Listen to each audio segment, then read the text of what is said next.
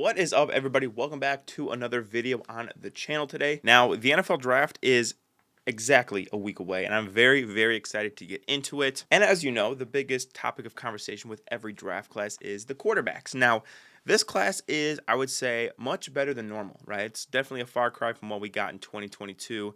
Last year was obviously really good with C.J. Stroud and Anthony Richardson and maybe Bryce Young, but this class I think is pretty special. And there are a lot of opinions, a lot of different big boards, different consensuses on the quarterbacks. But I wanted to take today's video to talk about this article from The Ringer, where Benjamin Solak, if you're not familiar, truthfully, one of the best football accounts on the internet. He's really, really good. He went ahead and he charted every single quarterback's throw from their previous season and came up with some very interesting statistics for them. And I think what these do really well is they provide good context for these quarterbacks, and they kind of go away with some of the false narratives that some of these guys have unfortunately been bestowed upon, because obviously it's draft season. We got to hype certain guys. We got to downplay certain guys. But this kind of, I think, is a very objective analysis of these guys, and I'm interested to dive into it and give you guys some of my thoughts as well. And also, before we get into it, please don't forget to subscribe to the channel. And if you guys are interested in joining a draft live stream, I will be live the night of the draft. So come hang out and react to the picks with me. Let's go ahead and get right into it. We're going to scroll down to Caleb Williams. So shades of that accordion guy who plays, I don't know that song. I'm not a Spanish speaker, whatever. You recognize the song, you've never really heard it played that way. And I think that's a good analogy because there's been a lot of comps for Caleb, Aaron Rodgers, Kyler Murray, Patrick Mahomes. And it's like, yeah, but he's a better athlete than Aaron Rodgers. Yeah, but he's, not as quick maybe as a Kyler Murray. Yeah, but nobody is Patrick Mahomes, right? So they say his instinctual playmaking, his arm strength, trick shot artist, and infinite upside. I think that that's perfect. But I really want to take a look. This is a huge bio. I'm not going to read that to you guys. These are some of like his box score numbers. What I really want to look at is this. This is the point of the article that I really wanted to make this video on. Again, these are the really, to me, interesting numbers. So first of all, 71.4 pinpoint percentage. That is stupid good. That is stupid good. For those of you who don't know, pinpoint percentage is like basically saying the ball could not have been placed any better, right? Regardless if it was caught, if it was dropped, whatever. If you put the ball, right at the numbers or, right at the guy's shoulder or right, on his outstretched arms, depending on the route, that's pinpoint percentage. 71 is really, really good. His drop percentage was just about 3, which, isn't very good for his receivers. It's not his fault, obviously. His interceptable percentage is 3.4, which is probably his one little, moment. But he did put the ball in danger a little bit, but he'll take care of that. And then this is what I really like to see right here, the pressure response. So on 43.4% of pressures, Caleb Williams stood tall in the pocket and was able to deliver a strike. He took a sack only on 16% of pressures, which is really, really good. He was able to escape on 21%, scrambled on 5%, and threw the ball away on 13%. So I think that is a really, really good metric. We could look at some here. Situational pinpoint percentage, really good on his first read. Not bad at all on beyond his first read. Pressure, clean and pressured. He was really, really good with a clean pocket. And he was really, really good with a clear window. So if you give this guy some good protection, he's going to be amazing. Then you look at his heat map. Really good deep ball thrower over the middle. Really good intermediate thrower outside the numbers, which is, I think, that's something that a lot of quarterbacks struggle with. Really good in the short range of the field as well. I think he can get a little bit better as a sideline deep ball thrower, but I think that'll come with, his experience. And if you're seeing this and you're like, damn, this is pretty good, it's because it is, obviously. Clearly, he is the Lisan Al-Gaib, as Benjamin Solak has said out loud before. But we're not really here to talk about Caleb. What we're here to talk about is a guy by the name of Drake Maye. So they mentioned that he looks like Justin Herbert, and I agree. That's basically my comp for him was Justin Herbert. Just big, strong arm, just raw playmaker. And again, Justin Herbert coming out of Oregon had a lot of things to clean up as well. But let's look at this chart from Drake Maye. So obviously 58.4 is a good bit lower than Caleb Williams was, which is all right. Again, he wasn't playing with a lot of NFL caliber guys at North Carolina. I won't lie. His coach, didn't do him a whole lot of favors. Yards per attempt, 9.2. This guy is not afraid to push the ball down the field. He had a 7.8 drop percentage, which is ridiculous. So if you ever looked at his box numbers and said, wow, he doesn't really, his completion percentage isn't that good, just remember that 7.8% of his throws were dropped. That's pretty ridiculous. Only a 2.9 interception percentage, which I think that's notable. Because a lot of people have been pointing to Drake May as, yeah, well, he's got to clean up the turnovers. Yeah, he's an interception machine, blah, blah, blah. The charting doesn't really support that theory, unfortunately. Like, and we'll get into it later when we talk about other quarterbacks, but only 2.9% interceptable percentage. I think that is pretty good ball safety, if you ask me. And then the other thing about Drake May that I think is really, really impressive, and this is why he reminds me of Justin Herbert, stands and delivers at a 55% clip when facing pressure. If there's one thing that Justin Herbert does really well, there's a lot of things he does well, but if there's one thing he does really, really well, it is stand tall in the pocket. I mean, he's like 6'5", 6'6", stand tall, and no matter if those defensive linemen are absolutely bearing on him, he is going to stand tall. He's going to make that throw. I'm pretty sure everyone remembers that throw he made against the Giants. He did that quarter rollout and absolutely just bombed it down the field. And that dude, was going to crush him. Like he knew he was getting crushed. He's still tall, bombed it down the field. Drake May seems to have a lot of those similar qualities. Again, takes a sack only on 14.7% of pressures, which I think is really good. You look at his heat map, good deep ball thrower. Kind of okay, intermediate thrower, and a good short yardage thrower as well. But again, I think if his accuracy can improve, which I think the majority of his woes, quote unquote, are from poor mechanics. You get him in Minnesota, where Kevin O'Connell is going to coach the shit out of him. His mechanics will be fine. I think these accuracy numbers are going to go way up. So you're already looking at a guy who's fearless, who's got the frame, who's got the arm strength. I think that, with proper coaching, he could become just an all-around amazing quarterback. And again, that's why I have him as QB2, and they ranked him as QB2 as well. So clearly the Ringer knows ball since they agree with me there. Then number 3, we're going to talk about another really controversial guy, Jayden Daniels, who a lot of people have as quarterback 2 in this class. He is the, heavy odds-on favorite to go number 2 to the Commanders next week. And, the shades of Robert Griffin III, I think that's very accurate. So like I said, heavy odds-on favorite to go number 2. They say dynamic, super productive, dual threat, single color. Yes, that is correct. But let's look at some of his charting. Now, pinpoint accuracy percentage 66.8.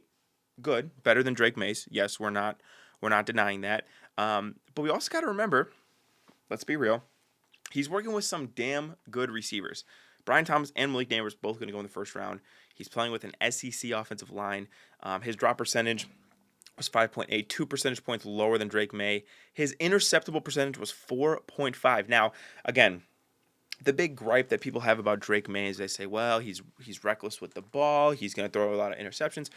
The data suggests differently. The data suggests that Jayden Daniels is probably more turnover prone than Drake May is right now. And I think people would say, and I would agree, that Drake May is more raw. But clearly, he already has a better grasp on ball security than Jayden Daniels does, right? That's not even accounting for his fumbles, because Jayden Daniels, as much as people on Twitter want to tell you that he avoided hits, he took some big hits last year, and he does not have a big frame. He really could get roughed around real good. But this is right here something that really concerns me. Look at the pressure response, right? Stands and delivers at only a 36% clip, right? That's 36%. Drake May's was 55, and Caleb Williams was 43. So 36 is really bad, really bad. The other thing that worries me is takes a sack on 23% of pressures. That's like almost a quarter of his pressures end up as a sack. For a guy as athletic and as mobile as Jayden Daniels, that is terrible pocket presence. That is terrible. And, I think that this matters because he's probably going to go to Washington. Washington does not have a good offensive line. And so the fact that he has been kind of unable to handle pressure should be really concerning. And if I was the Commanders, I would definitely look at that and say, I don't know if this guy can succeed with our current team. Now, obviously, I know they're going to try to improve the offensive line. They're going to get better players. I understand that. But again, only throws the ball away at 3.3%. Sometimes you just got to give up on the play, man. Like, clearly is taking too many sacks. Like, for every one time he's throwing the ball away, he's getting sacked 7 times. That is a terrible ratio. So when it comes to pressure, Jayden Daniels is probably not that good. Look at his heat map. He's an okay deep ball thrower. People, again, say that he's such a great deep ball thrower. He's got Brian Thomas and Malik Neighbors. It's going to make a lot of quarterbacks look good.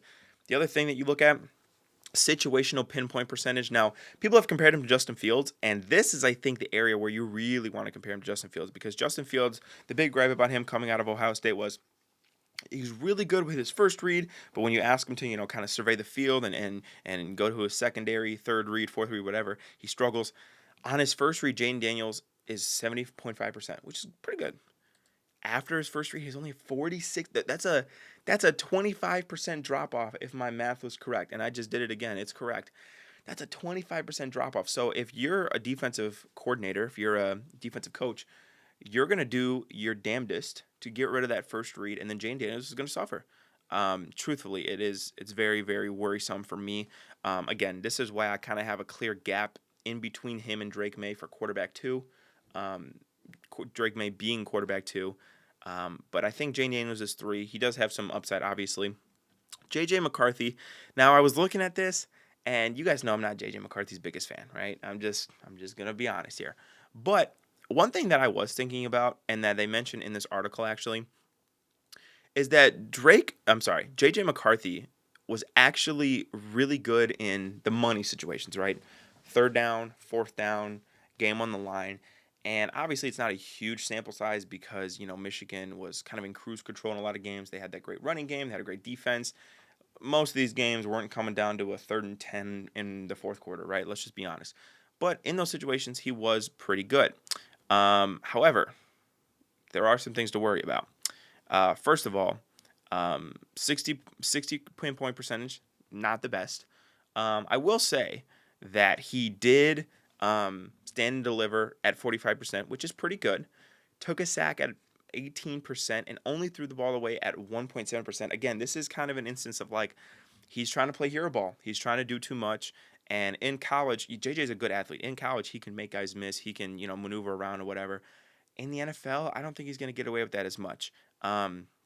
So that's interesting to me. Again, you look at his heat map.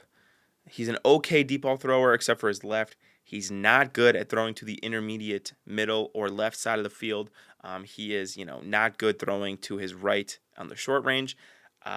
His heat map is kind of gross, if you're being honest. And then you look at his progression pinpoint percentage, 60% on his first read, which is decent, and then 40% beyond his first read. Again, this is a guy. Is this a little, one read man? Is this a shit? I'm gonna look and then panic. Again, did he have the biggest sample size? No, I understand, but I think that's interesting. I think that's interesting for J.J. McCarthy. So I don't want to shit on him too much. But this guy right here, Michael Penix, is honestly probably the reason I'm making this video because my jaw was on the floor when I read this from Michael Penix. And it probably is not what you're thinking. So first of all, they're talking about arm strength, which I agree with. Obviously, you guys know he was stupid productive. 36 tuds, 11 picks, 900 yards. Took it to Washington all the way to the national championship game.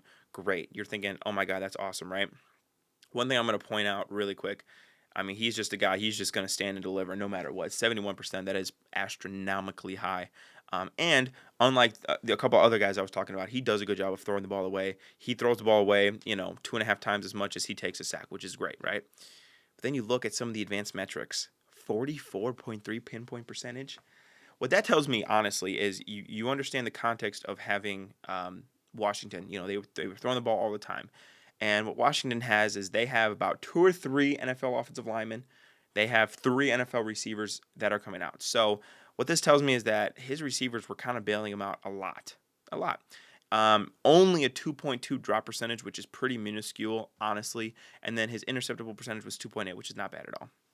But you look right here, again, situational pinpoint percentage, 60% on his first read. Beyond his first read, again, it drops by 20%, which is, ugh. You look at his heat map right here. He is a good deep ball thrower to his right, which is ironic because he's left-handed. He's okay to not very good in the left and middle side. He's not a very good intermediate thrower. He's not a very good short yardage thrower. So I'm kind of curious to see whether or not this has kind of changed my perspective on Michael Penix a little bit. I won't lie. I'm not one of those guys that's like in Theo Ash's like TikTok comments saying my opinion has arrived.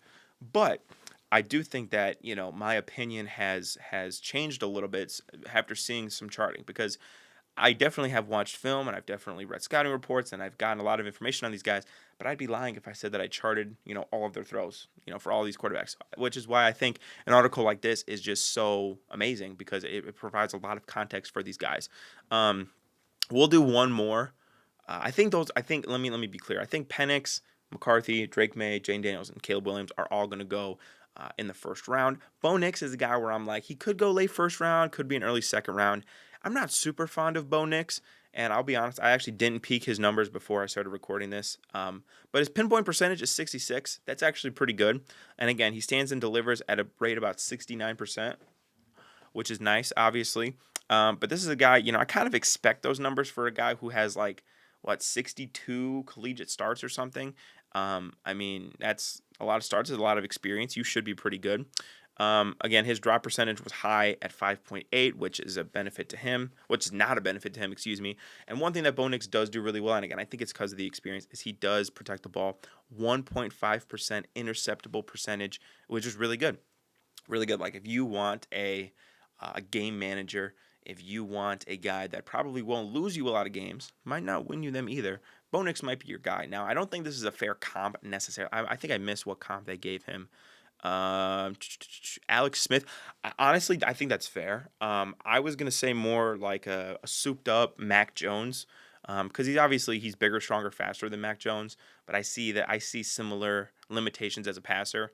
And if you guys watched Oregon last year, you know that a lot of his yards came from Yak. I mean, they were a Yak offense. That's not. I can't necessarily take that against him, because if his coach draws up a slant and then Troy Franklin took that slant 70 yards to the house, am I supposed to blame him? No. It's just a different offense. There was the same issue with Justin Herbert coming out of Oregon where you're like, oh, he's running a lot of screens. I remember there was a stat coming out with him, and it was like, oh, Justin Herbert threw the highest percentage of passes, behind the line of scrimmage. It's like that was just Oregon's offense. Like they do a lot of RPO, they do a lot of screens, they do a lot of quick slant stuff, and they did the same thing with Bo Nix, and Bo Nix ran it efficiently. So I can't knock him necessarily, but you look at his heat map. Not a great deep ball thrower. He's decent. He's kind of decent across the board, honestly. He's good. He's decent deep ball thrower. Good, not great intermediate thrower. Pretty good, not to his left side and short yardage thrower. I don't think that there's a lot to hate. One thing I do think is encouraging is that beyond his first read, he felt comfortable. 67.7% from his first read in situational pinpoint percentage. 56.3, which is much less of a drop-off than we've seen with a couple of the other guys. But yeah, I just wanted to kind of review this article, look at some advanced numbers with you guys, talk about my opinions on these guys. I know this was a bit of a different video, but I hope you guys enjoyed. Like I said, I'm very, very excited for the draft. And like I said, I'll be live streaming the draft. So if you guys want to join and hop in, I would really appreciate it. Go check out this article from the Ringer. Like I said, I'm a big fan of Ben Solak. I think they do great work. Danny Kelly as well killed it with the scouting reports. So go check it out. I'll make sure to put a link to the article in the comments down below. But until next time, I will catch you guys in another video. Peace out.